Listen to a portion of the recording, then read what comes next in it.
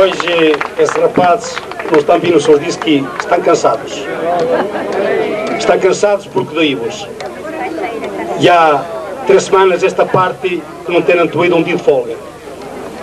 E hoje, a pedido aí do Sr. Ventura, como fui a pedir, para ver se ele podia venir aqui acompanhar e ajudar, visto que houve outros colegas nossos que não puderam venir. E pronto, visto que era um evento destes, porque este evento que aqui hoje acabei de ouvir na Gaita de Foles, acho que ia de continuar. E parabéns a quem teve esta iniciativa. E de continuar, continuai. Não vos envergonheis de pertencermos a uma zona de tocar gaitas de Foles. Porque isto é nosso.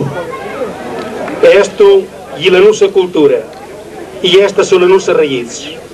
Os rapazes até estão cansados, porque digo mais, têm tido agora 3 dias, praticamente das 8 da manhã até as 8 ou das 9 da noite, sem parar.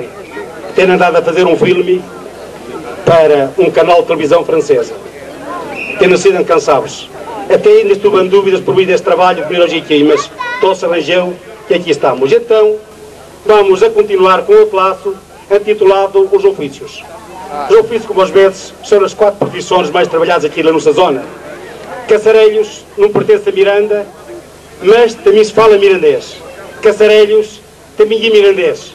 Por isso, vamos a mostrar-vos os 4 laços a qual todos mais trabalhamos, a qual todos mais pertencemos, embora hoje, talvez pouco utilizados, mas ainda continuamos vivos. E aí vamos a mostrar como é que se faz.